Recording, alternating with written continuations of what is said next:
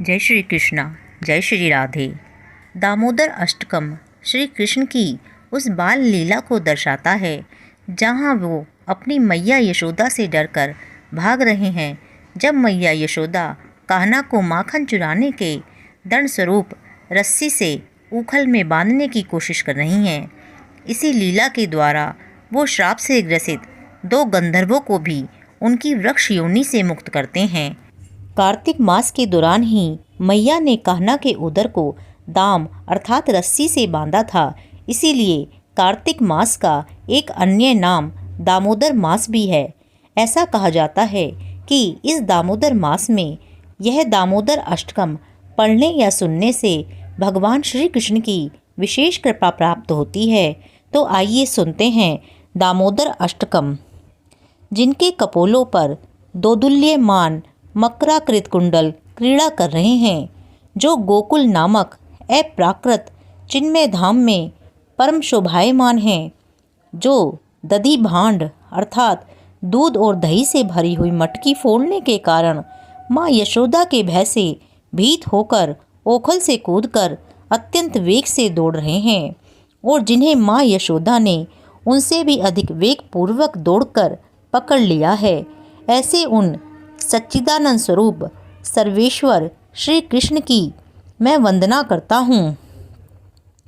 जन्नी के हाथ में छड़ी देखकर मार खाने के भय से डरकर जो रोते रोते बारंबार अपनी दोनों आँखों को अपने हस्त कमल से मसल रहे हैं, जिनके दोनों में नेत्र भय से अत्यंत विहल हैं, रोदन के आवेग से बारंबार श्वास लेने के कारण त्रिरेखा युक्त कंठ में पड़ी हुई मोतियों की माला आदि कंठभूषण कंपित हो रहे हैं, और जिनका उदर माँ यशोदा की वात्सल्य भक्ति के द्वारा रस्सी से बंधा हुआ है, उन सच्चिदानंद स्वरूप सर्वेश्वर श्री कृष्ण की मैं वंदना करता हूँ, जो इस प्रकार दाम बंधन आदि रूप बाल्य लीलाओं के द्वारा गोकुलवासियों को आनंद सरोवर में नित्य काल सरोबार करते रहते हैं, और जो ऐश्वर्यपूर्ण ज्ञानी भक्तों के निकट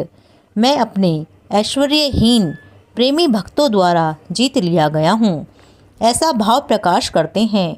उन दामोदर श्री कृष्ण की मैं प्रेम पूर्वक बारंबार वंदना करता हूँ। हे देव, आप सब प्रकार के वर देने में पूर्ण समर्थ हैं, तो भी मैं आपसे चतुर्थ पुरुषार्थ रूप मोक्ष या मोक्ष की चरम सीमा रूप श्री वैकुंठ आदि लोक भी नहीं चाहता, और न मैं श्रवण और कीर्तन आदि नवधा भक्ति द्वारा प्राप्त किए जाने वाला कोई दूसरा वरदान ही आपसे मांगता हूँ। हे नाथ, मैं तो आपसे इतनी ही कृपा की भीख मांगता हूँ कि आपका यह बाल गोपाल रूप मेरे हृदय में नित्य काल विराजमान रहे। मुझे और दूसरे वरदान से कोई भी प्रयोजन नहीं है। हे देव, अत्यंत श्यामल वर्ण और कुछ कुछ लालिमा लिए हुए चिकने और घुंघराले लाल बालों से घिरा हुआ तथा माँ यशोदा के द्वारा बारंबार चुंबित आपका मुख कमल और पके हुए बिंब फल की भांति अरुण अधर पल्लव मेरे हृदय में सर्वदा विराजमान रहे। मुझे लाखों प्रकार के दूसरे लाभों की आवश्यकता नहीं है। हे देव, हे दामोदर, हे अनंत, हे विष्णु, हे प्रभो, हे ईश, मुझ पर प्रसन्न हो। मैं दुख समूह रूप समुद्र में डूबा जा रहा हूँ, अतएव आप अपनी कृपा दृष्टि रूप अमृत की वर्षा कर मुझ अत्यंत दीनहीन शरणागत पर अनुग्रह कीजिए, एवं मेरे नेत्रों के सामने साक्षात रूप से दर्शन दीजिए।